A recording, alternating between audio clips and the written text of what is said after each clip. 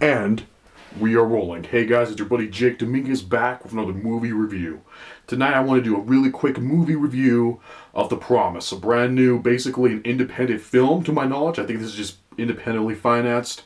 That came out this last weekend. I was able to see it, and now I finally have time to be able to review it and talk about it with you guys today.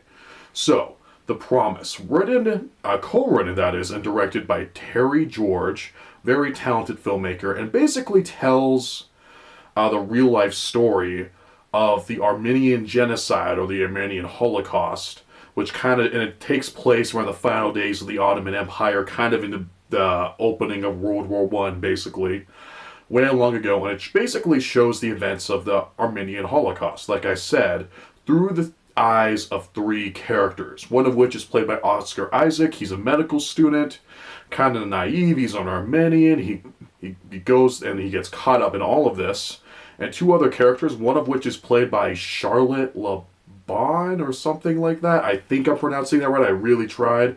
Sorry about that, Mrs. Actress, you're really good in the movie. And she plays Anna, who is married to Chris, played by the legendary Christian Bale, who's an American journalist who is over here basically capturing all of this as much as he can and writing about what he's seeing, the Armenian genocide that is, and how horrible it is. And we see this horrible disaster happen through the eyes of these three characters, and wouldn't you know it, when they all meet, Oscar Isaac's character and Anna, who's Christian Bale's wife in the film, they begin to fall in love, leading to a very complex love triangle in all of this. I'm going to get back to that in a second. But that's the basic synopsis of The Promise. Now again, like I mentioned earlier, this is directed and co-written by Terry George, a very talented filmmaker. He's made lots of great and acclaimed films, but my personal favorite that he made is a film called Hotel Rwanda, which was starring Don Cheadle. It came out a long time ago, 2004 maybe, somewhere around there. But it is an absolutely great movie, a powerful movie. It's not a movie I go back to watch a lot just because it is so sad and so real and so devastating. It also dealt with, the terrible atrocities that are depicted in that film. But it is a great film, and I really do love it. So I was interested to see this film just because of the kind of sort of similarities with Hotel Rwanda. Not a lot, but just in terms of this is an absolutely terrible tragedy which happened in the world, and this is a film about it. Especially the Armenian genocide, which is something that not a lot of people know about. And to be honest, myself included, I couldn't tell you a whole lot of history about the Armenian genocide. So I was interested to see this film, also being a big fan of the cast that is in the film. So I went in, it's not getting a ton of promotion, but I went to the theater. I was one of the only people in the theater. And how is this movie? Well, it's alright. There are some flaws in The Promise. The Promise does have some problems. But there are some things in it which really do make it worth seeing. For me, anyway. Have you ever seen a movie that was flawed? Had some bad things about it? Had maybe some pretty big issues which kept it from being a great or even a good movie? But you still felt glad that you saw it? That's kind of how I felt about The Promise. This movie has some big problems, but I still appreciated it for what it was, for the message it was giving, and for the really good things that are in the film. Let's talk about the things I liked first. Hands down, the best thing about this movie is Oscar Isaac as our main character, as the medical student. He is phenomenally great in this movie. Now, I'm a fan of Oscar Isaac for his role as Poe Dameron in Star Wars The Force Awakens, obviously. Man, is he the coolest guy ever in that movie. And he's been in all sorts of different films, a lot of which I've yet to see. I really want to see that Inside Llewyn Davis film by the Coen brothers. That's one of the few Coen brothers films I haven't seen. I will get to that one day. But anyway, getting off track, he sure is a phenomenal actor, and he just proves it again in this movie. He is really great, really strong. I loved his performance. I loved his character. And it was just a really strong performance. Everyone else did a really great job in the movie as well. Christian Bale is a legend. I mean, the guy is amazing. I can praise Christian Bale and how many great performances he's been in forever. And he has a really good job in this film. The actress, who I'm hoping I'm not mispronouncing too terribly, Charlotte LeBon or LeBoon, or I don't know. I'm a stupid American. I'm sorry, miss. fantastic in the film as well. I loved her chemistry between Oscar Isaac. She did a great job. So great. Did I mention that I'm embarrassed? I might be mispronouncing your name. I have mentioned that. I mean it because you're really great in the movie, and I'm interested to see what else she does next in the future. But one of the things in this movie that surprised me the most was a single performance from an actor. Again, here comes that tricky pronunciation. I have it written down here. Marwan Kenzar. I really tried, man. I really tried. I'm really sorry. But he plays a character named Emery or something like that in this movie. And along with Oscar Isaac, maybe even more so than Oscar Isaac, an absolutely great performance. His character, even though it's a little part in the film, was one of my favorite in the movie, and I really enjoyed it. I thought he did a great job. All in all, the cast is all really well. And it's really powerful to see the Armenian genocide shown in general. I mean, it's not too graphic. This is a PG-13 movie, so it's very much on the edge. We don't see a lot of violence. We mostly see the aftermath of violence, basically. But it's impossible to watch that and not get upset by it.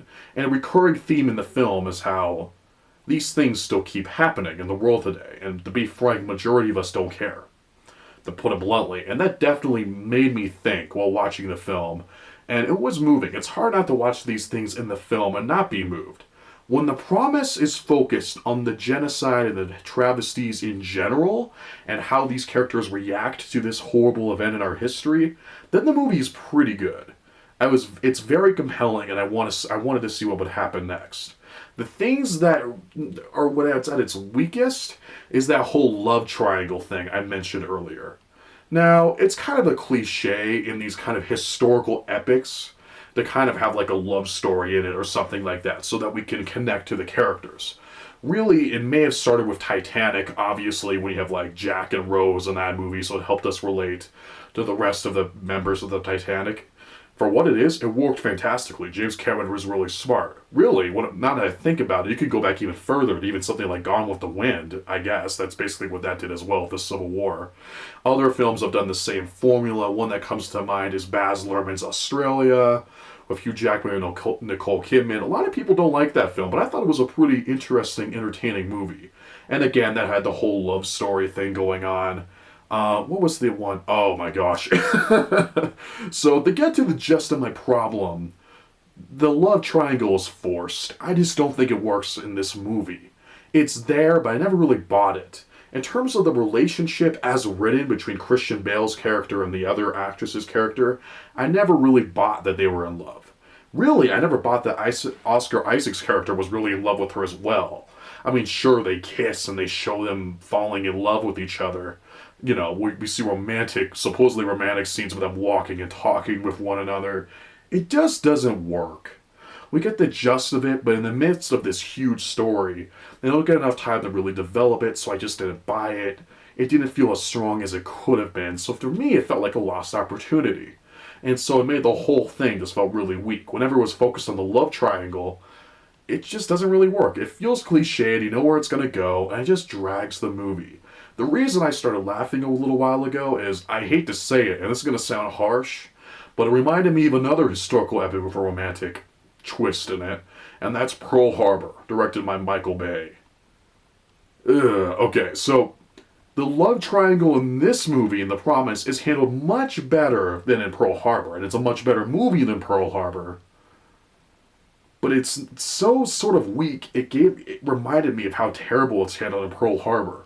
And when you're reminding me of Pearl Harbor in the middle of your movie, the Michael Bay film that is, you're doing something wrong. You might have some problems there. I'm just saying, much better film than Pearl Harbor, but it kind of makes me laugh now I think about it. So the love triangle thing doesn't really work. And in the end, that combined with everything else involving the historical events with this genocide, the film feels a little messy at times. It feels a little cluttered. It feels like there's too much stuff happening. And of course there is. It's a historical epic. We want an epic story. But in this case, it just feels like too much. There's too many characters doing too many things, and it just feels cluttered, and that's really too bad. There are some things to enjoy in this movie, like I already mentioned. And I appreciated the message that the film had. I forget the composer's name who worked on this movie. He's done a lot of Jean-Luc Godard's movies, apparently, but really great musical score. I loved that. The film is well shot. It's pretty well directed. But the script is so messy, it's just hard to get really engaged in the story. And with the main characters, the three main characters in itself. So there are some things in The Promise to really like, and there's some things in it that just make it really weak and a mixed bag. But for me, I'm glad that I saw it. There are some things in it that work. Without getting into spoilers, there are some really powerful scenes involving this horrible genocide that happened that I found really moving, found really heartbreaking, made me angry, that was really strong, and it gave me an appreciation for some of the heroic acts that were done to, well, not to help prevent it, it happened, right? But to help others escape from it. And I felt that was really powerful, unfortunately, especially in today's day and age of all the political climate that we're in. So in the end, I appreciated that, but it's a muddled movie. Some of the editing is a little too choppy for my taste, especially in some of the action sequences that are in the third act of the film. And overall, it's a disappointing film for me. But there are some really good things about it, so I'm going to give The Promise a C+. A C+, I would recommend checking it out if you're interested in seeing it. They definitely went in with very well intentions, and I respect that. It doesn't come across as too Oscar baity or something like that, which is the worst thing you can expect in a movie like this. To me, it's just something, it's an okay movie that kind of fails in some of the things that it tries to do. But that's okay. For what it was still a lot to enjoy. Well, guys, that is my review of The Promise for today. Have you seen this movie? What did you think of it? If you've seen it, tell me what you thought in the comments below. And if you haven't seen it, do you want to? Are you interested in seeing it? There really is not a lot of promotion for this film, unfortunately. A lot of people don't even seem to know it exists, even with the incredible big actors that are in it. And that's too bad, even though I'm iffy on the movie itself. That really is a shame. So tell me what you think in the comments below, and please, if you like this video, don't forget to subscribe, to like, don't forget to comment as well. And never forget, never ever forget, I'm your friend. I'm always going to be there for you, and thank you for being my friends and for being there for me. You guys are the greatest. Get ready for some awesome reviews coming very soon, and I'll see you next time.